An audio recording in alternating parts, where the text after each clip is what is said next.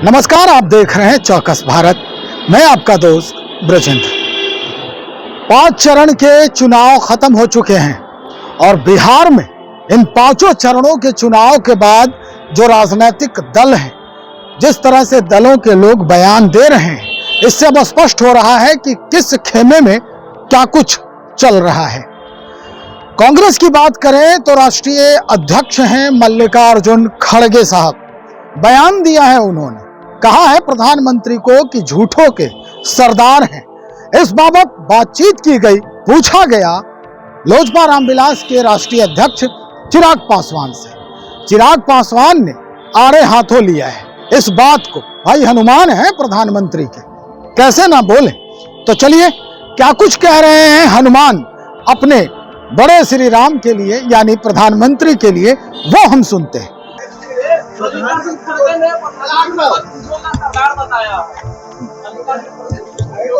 जैसे जैसे चुनाव के चरण बीतते जा रहे हैं, पहले तो इनके पार्टी के दूसरे नेता थे, अब स्वयं राष्ट्रीय अध्यक्ष कांग्रेस के जिस तरीके की से भाषा की मर्यादा को भूल रहे हैं, ऐसे में ये बात प्रमाणित होती है कि रुझान इनके पास भी पहुंच रहे हैं। पता इनको भी चल गया है कि 5 सीटों में कितनी बुरी तरीके से ये लोग चुनाव हार रहे हैं। हम लोग इन 5 चरणों में जिस तरीके से मतदान हुआ है, 300 से 315 तक का आंकड़ा हम लोग पार कर चुके हैं।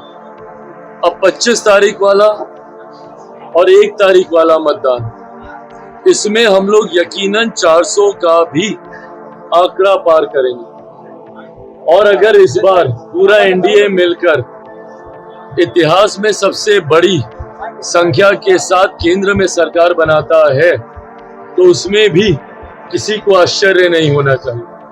और कांग्रेस अपने ऑल टाइम लो पर अगर जाती है, तो उसमें भी किसी को ऐतराज नहीं होना चाहिए। ऐसे में ऐसी भाषा का इस्तेमाल सिर्फ इसीलिए हो रहा है क्योंकि अब वो बौखलाहट उनके अंदर भरती जा रही है।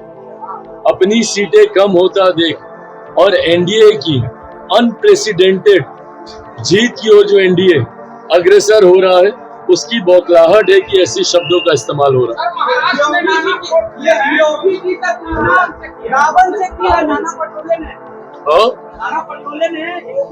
ये पुनः उसी का दूसरा उदाहरण है जो अभी हम बोले हैं। जिस तरीके से कांग्रेस के राष्ट्रीय अध्यक्ष किए हैं, उसी तरीके से उसका ये दूसरा उदाहरण है।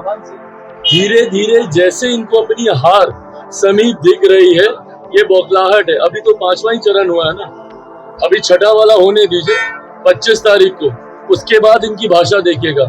और 4 तारीख से पहले तमाम मर्यादा खो देंगे क्योंकि इनको अपनी हार स्पष्ट दिखाई देगी। तो सुन लिया आपने, भाई चिराग पासवान ये कह रहे हैं कि जो इन तक पहुंच रही है सूचना, यानी रिजल्ट के बारे में, जो चुनाव हुए हैं और इन तक जो आंकड़े पहुंच रहे हैं, इससे ये बौखला रहे हैं, परेशानी में है, पेशोपेश में है।